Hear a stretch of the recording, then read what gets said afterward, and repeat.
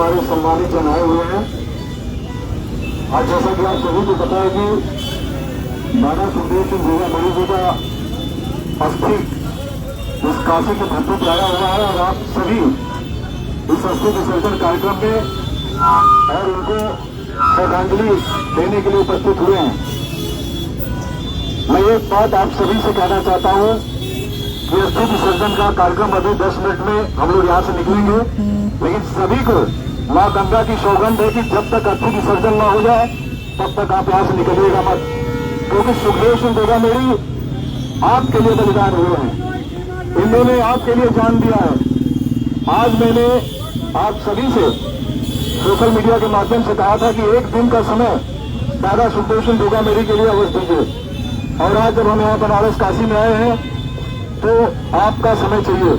ये नहीं कि आप रास्ते से आधे रास्ते से आपने यहाँ पे पुष्पांजलि अर्पित की और चले गए। सभी को अस्थि विसर्जन कार्यक्रम में दिशा संदेश घाट तक चलना है और 10 मिनट के अंदर हम लोग यहाँ से निकलेंगे। मैं कहना चाहता हूँ कि बनारस की धरती से प्रधानमंत्री की कॉन्स्टिट्यूंसी है, यहाँ से भारत के प्रधानमंत्री श्री नरेंद्र मोदी जी यहाँ से चुनाव लड़ते हैं और 2 बार चुनाव लड़ करके यहाँ से प्रधानमंत्री हुए हैं। एक हिंदुत्व का चेहरा, सनातन धर्म के लिए लड़ने वाला, सर्व समाज की रक्षा करने वाला, सर्व समाज की बात करने वाला सुखदेव सिंह गोगामेड़ी एक अंडर 50 ईयर्स का एक व्यक्ति, जिसके एक आवाज पे लाखों की संख्या में लोग रोड पे आ जाते हैं, लाखों की संख्या में आते हैं और जो भी वो बात करते हैं उनको सुनते हैं और सरकार तक जो भी बात अपनी पहुंचाना चाहते हैं सरकार मेरी गंभीरता से लेती है। लेकिन सुखदेव सिंह गोगामेड़ी को इन हत्यारों ने जो हत्या की है ये तो एक कठपुतली है, लेकिन पीछे जो बड़ी मगरमच्छ और मछलियां बैठी हुई है उनके बारे में जानने और समझने की जरूरत है। आपको बताना चाहता हूं कि सुखदेव सिंह गोगामेड़ी जी की हत्या एक राजनीतिक हत्या हुई है, एक राजनीतिक षड्यंत्र के तहत हत्या हुई है, क्योंकि सुखदेव सिंह गोगामेड़ी पूरे भारत में एक चमकता हुआ सितारा था, एक उगता हुआ सूरज था जो बहुत लोगों को बर्दाश्त नहीं हो रहा था और एक साजिश के तहत उनकी हत्या की गई। मैं यही कहना चाहता हूं आप सभी से कि सुखदेव सिंह गोगामेड़ी ने पूरे भारत में जन जन तक पहुंचने का काम किया, आपके हक और अधिकार के लिए बात किया। जब सवर्णों की बात अगर मैं करूं, सवर्णों को जब इस देश के अंदर आजादी के 75 साल हो जाने के बावजूद भी उनको रिजर्वेशन नहीं मिला, उनको तमाम कोई ऐसा देश का नेता, कोई ऐसा व्यक्ति आवाज उठाने को तैयार नहीं था। उस समय सुखदेव सिंह गोगामेड़ी श्री राष्ट्रीय राजपूत करणी सेना के सुप्रीमो ने एक आवाज दी कि सवर्णों को भी रिजर्वेशन मिलना चाहिए, कि सवर्णों के बच्चे भी इसी देश के हैं। उनके एक आवाज पे लगातार 4 साल आंदोलन किया गया और उनके आंदोलन में लाखों की संख्या में 2-4 लाख नहीं 10 से 15 लाख युवा इकट्ठे होते थे और सरकार जब नहीं मानी बात, उन्होंने एक निर्णय लिया जो 3 स्टेट में चुनाव है, छत्तीसगढ़, मध्य प्रदेश और राजस्थान में। सवर्णों, मेरे भाइयों बहनों, अब की बार सरकार को सबक सिखाना है, क्योंकि हमने सरकार को पत्र लिखा, हमने सरकार से वार्ता किया, हर तरीके से अपनी बात पहुंचाने की कोशिश की, लेकिन सरकार हमारी बात नहीं मान रही है। आपको घरों से निकलना होगा और अब की बार जो चुनाव है, इस चुनाव में अपने मताधिकार का प्रयोग क्या करना है। आपको किसी चुनाव चिन्ह के आगे आप वोट नहीं करना है, आपको दबाना है नोटा। अगर ये नोटा दब गया तो सरकार जाएगी, अगर सरकार गई तो आपकी बात सरकार मानेगी। और सुखदेव सिंह जी की बात को मान करके पूरे 3 स्टेट में सवर्णों ने नोटा दबाया और नोटा दबाने का परिणाम हुआ कि देश में पहली बार 10% आपको रिजर्वेशन मिला। ये सुखदेव सिंह गोगामेड़ी थे। तो किसके लिए क्या उन्होंने? आज जब 10% रिजर्वेशन भारत में मिला है, उसमें कई स्टेटों में विसंगतियां, जैसे कि जमीन, प्लाट, मकान और 8 लाख की वैधता वाली बात है, लेकिन उत्तर प्रदेश में ये वैधता रखी गई है। उत्तर प्रदेश में अभी पुलिस की भर्ती निकली, उत्तर प्रदेश पुलिस की भर्ती। जब मैं आंदोलन में कर रहा था, सुखदेव दादा का फोन आता था कि राकेश जो आप आवाज उठा रहे हो, ये आवाज एक दिन क्रांति लाएगी और उसमें मैं आऊंगा, एक कार्यक्रम रखना, मैं आऊंगा, योगी को झुकाना हो, मोदी को झुकाना हो, लेकिन सवर्णों के हक और अधिकार की बात करेंगे और ये लड़ाई जीत करके रहेंगे। लेकिन आज दादा हमारे बीच में नहीं है। लेकिन मैं प्रधानमंत्री की कॉन्स्टिट्यूंसी में बोलना चाहता हूँ कि उत्तर प्रदेश में आपने पुलिस की भर्ती निकाली है, जो सवर्णों का वो एज रखा है आपने 18 से 22 वर्ष रखा है, लेकिन ओबीसी एससी का आपने 18 से 28 वर्ष रखा है।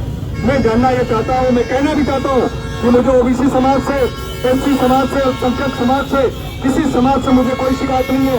आप उनको 28 वर्ष दिए हो, 38 दे दो, 40 दे दो, फ्री में नौकरी दे दो, मुझे कोई शिकायत नहीं है। लेकिन पूछना चाहता हूँ मोदी जी, आप कहीं बनारस में हूँ मैं, जहाँ से आप चुनाव लड़ते हैं, देश के प्रधानमंत्री हैं, ये तो सवर्णों के बच्चे हैं, ये 22 साल में गुर्दे क्यों होते हैं, ये जवाब देना पड़ेगा। ये जो अत्याचार हो रहा है, जिस देश में जाति के हिसाब से कानून बनाया जाता है, उस देश में ये सवर्णों का क्या हाल है, आपको समझने की जरूरत है। इसकी लड़ाई सुखदेव सिंह लड़ रहे थे, इसीलिए सुखदेव सिंह गोगामेड़ी सबको खटक रहे थे। सुखदेव सिंह गोगामेड़ी ने एक और आवाज उठाई, कहा कि इस देश में एट्रोसिटी एक्ट का कानून है, आप लागू कर दो। अगर छत्री दोषी है उसको सीधे गोली मार दो, फांसी पे चढ़ा दो, मुझे कोई तकलीफ नहीं है। लेकिन अगर वो निर्दोष है तो फिर वो कहा जाएगा, किस फोरम में जाएगा, किसकी बात करेगा। इसलिए मैं कहना चाहता हूँ कि इस देश के अंदर सवर्ण आयोग का गठन करो। एससी आयोग है, ओबीसी आयोग है, सभी आयोग हैं, लेकिन सवर्णों के साथ अत्याचार होता है, कहा जाएगा इसलिए सवर्ण आयोग का गठन करो। ये सपना था सुखदेव सिंह गोगामेड़ी का, ये सपना अधूरा रह गया। मैं कहना चाहता हूँ आप सभी से कि जिस तरीके से सुखदेव सिंह गोगामेड़ी का हत्या किया गया है, इस षड्यंत्र को समझने की जरूरत है। हमें आपको एक होने की जरूरत है, उनके अधूरे सपने को पूरा करने की जरूरत है। लेकिन आप सब यहाँ से आज अस्थि कलश में आए हैं, अस्थि विसर्जन कार्यक्रम में आए हैं। एक बात आप ध्यान से सुन लीजिएगा कि सुखदेव सिंह गोगामेड़ी आज हमारे आपके बीच में नहीं है, लेकिन सूक्ष्म रूप में निश्चित है कि हवाओं में कहीं न कहीं हमारे बीच में होंगे, जो मुझे हमें आज तक ताकत दे रहे हैं। आपको एक लाने की कोशिश करते थे और कहते थे कि हम सब एक हैं, हम सब एक हैं, हम सब एक हैं। सुखदेव दादा ये कहते कहते उंगली उठाते, इसी 9 अक्टूबर को बनारस में आए थे, उन्होंने सबसे पहले संबोधन किया था कि हम सब एक हैं। किसी समाज के खिलाफ नहीं बोलने वाले व्यक्ति की हत्या की गई है। मैं यही बताना चाहता हूँ आप सभी के, एनआईए की जांच कर रही है, एनआईए की जांच में आप देखिएगा कि कितने बड़े बड़े मगरमच्छ फंसेंगे। लेकिन अगर ईमानदारी से जांच हुई, तो अगर ईमानदारी से जांच नहीं हुई तो इसमें बड़े बड़े मगरमच्छ फंस जाएंगे, जिन्होंने राजनीतिक इसमें साजिश किया है। लेकिन करणी सेना के लोगों को मैं कहना चाहता हूँ, उन सभी भाइयों से कहना चाहता हूँ कि जैसे आपने सुखदेव सिंह गोगामेड़ी का साथ दिया, सुखदेव सिंह ने आपने काम किया, आज सुखदेव सिंह गोगामेड़ी जी की पत्नी शीला सुखदेव सिंह गोगामेड़ी को राष्ट्रीय कार्यकारी अध्यक्ष बनाया गया है,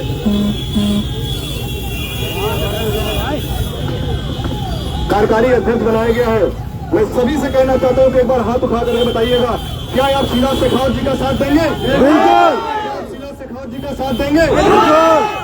अगर आप शीला शेखावत जी का साथ देंगे तो वही तेवर, वही सुखदेव सिंह गोगामेड़ी ने वही शेरनी तैयार करके गए हैं। उनके नेतृत्व में हम सब श्री राष्ट्रीय जाति करणी सेना की कार्रवाई आगे बढ़ाएंगे, और जब तक दादा के हत्यारों को उनकी मौत की सजा नहीं दिला देंगे, तब तक हम शांति से नहीं बैठेंगे। आज बेनियाबाग में तमाम उत्तर प्रदेश के अन्य जगह से तमाम सर्व समाज के लोग आए हैं।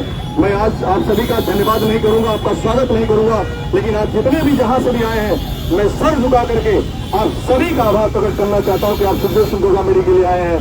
मेरे साथ बहुत समय नहीं लूंगा, मेरे साथ आपको बोलेंगे, मैं बोलूंगा हम सब, तो आप बोलिएगा एक है, हम सब एक हैं, हम सब एक हैं। सुखदेव दादा अमर रहे, सुखदेव दादा अमर रहे, सुखदेव दादा अमर रहे, सुखदेव दादा अमर रहे। सुखदेव दादा के हत्यारों को फांसी दो, फांसी दो। सुखदेव दादा के हत्यारों को फांसी दो, फांसी दो। सुखदेव दादा के हत्यारों को फांसी दो, फांसी दो। आखिरी बात कहना चाहता हूँ, इस देश के प्रधानमंत्री जी, आप इस संसदीय क्षेत्र से एक सिंगल, मैं कहता हूँ क्षत्रियों, सवर्ण समाज के लोगों, आपने कमल को किस तरीके से खिलाया होगा। हमारे एक गार्जियन भी है साथ में, तमाम लोगों ने, जब इनके बूथ एजेंट नहीं हुआ करते थे, तब हमारे सवर्ण समाज के लोग, हमारे परिवार के लोगों ने कमल को धीरे धीरे खिला करके इतना बड़ा कमल को कर दिया कि आज वही कमल हमको आपको दस रहा है। लेकिन देश का प्रधानमंत्री ने इतने बड़ी हत्या होगी, पूरे भारत नहीं पूरे वर्ल्ड में मैसेज किया